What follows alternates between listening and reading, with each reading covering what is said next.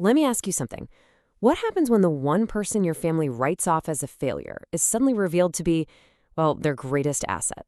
We're going to dive into a story that's all about status, success, and that jaw-dropping moment a family's perfect world just comes crashing down. It's a really fascinating look at how we decide what and who is valuable. And it all starts right here with these words, a mother to her daughter. You can just feel the judgment dripping from every syllable, right? This isn't really about paint-stained jeans. No, this is about appearances, perception, and a family that is absolutely obsessed with projecting this very specific, very narrow idea of success. So let's meet Samantha. She's a passionate artist. But in her family's world of high finance and social climbing, that basically makes her the black sheep. She picked a paintbrush over a portfolio, and to them, that doesn't just make her different, it makes her a liability. And here it is, laid out plain and simple. This is the family's entire value system on one slide. On one side, you've got Derek, finance firm, fancy penthouse, dates socialites. That's success with a capital S. And on the other side, there's Samantha, fine art, a converted warehouse for a studio, teaches art to kids. Their label for that? Failure. The judgment is it's crystal clear.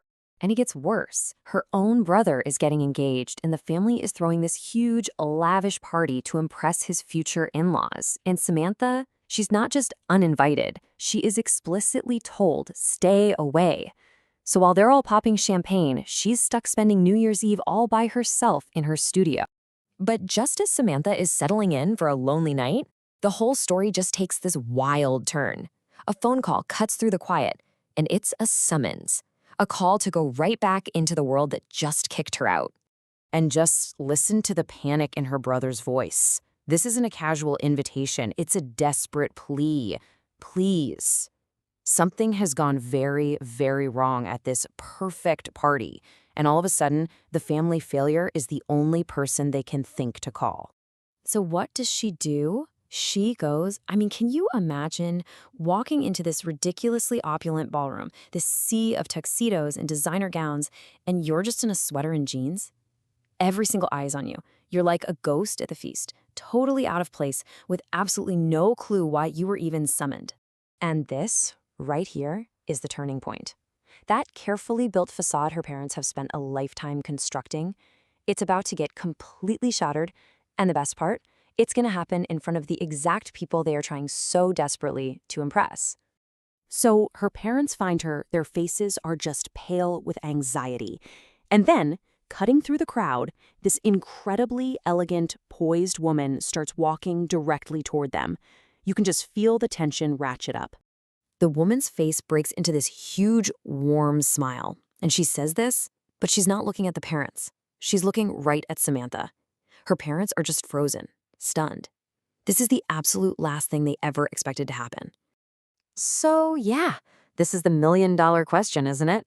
Who on earth is this woman, and why in the world is she so excited to see Samantha? Well, her name is Catherine Ashworth, and she's not just anybody. She's the groom's mother. Oh, and she also happens to be a total titan in the art world, a world-renowned collector. The very same world Samantha's parents think is just a waste of time. This is a woman whose opinion can literally make or break careers. And then Catherine Ashworth just starts gushing. Turns out she's a massive fan. She's been trying for 2 years to buy one of Samantha's paintings. She says Samantha's art literally changed how she thinks. And then she says that Samantha, the artist, the teacher, is the real reason she thinks their family is so remarkable. In just a few sentences, she completely demolishes the story the parents have been selling. And just like that, boom! The whole power dynamic in the room just flips on its head. The daughter they were so ashamed of is suddenly their most valuable asset. The family failure is now the guest of honor, and her parents are just left standing there, completely reeling. And then comes the final blow, and it's delivered not with a shout, but with the quiet, simple truth. Samantha doesn't raise her voice. She doesn't get angry. She just states the facts. And in that one quiet moment, she exposes all of her parents' cruelty and their small-mindedness to the very people they were trying to win over. You can practically feel the air in the room get colder. Those polite, high society smiles just freeze on people's faces. The Ashworths now see Samantha's parents for exactly who they are, and any respect they might have had just turns instantly to, Well, disdain.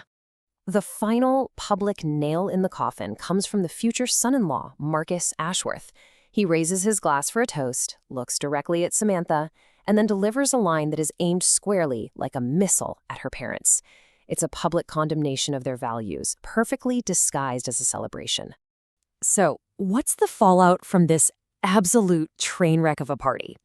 Well, the story doesn't just end with a toast. It ends with a quiet but profound reordering of an entire family, a new beginning. The parents, of course, they try to backtrack to save face, but it's useless. The damage is done. Their potential in-laws now look at them with contempt. A guilt-ridden Derek finally apologizes to his sister for not standing up for her. And then, in the most perfect poetic justice, the Ashworths invite the kids to a private dinner and specifically tell them not to bring the parents. Ouch. And really, the core lesson here is just so clear, isn't it? In their relentless chase for status, for some hollow external idea of success, they became totally blind to the incredible talent and character that was right there in front of them the whole time. They were valuing the wrong currency, and the price they paid was their own integrity. And so, this whole story leaves us with one final, unavoidable question. It kind of forces us to look at our own lives, our own goals, and to ask ourselves, whose definition of success are we actually living by? Is it truly our own, or is it one that someone else handed to us? It's a powerful thing to think about.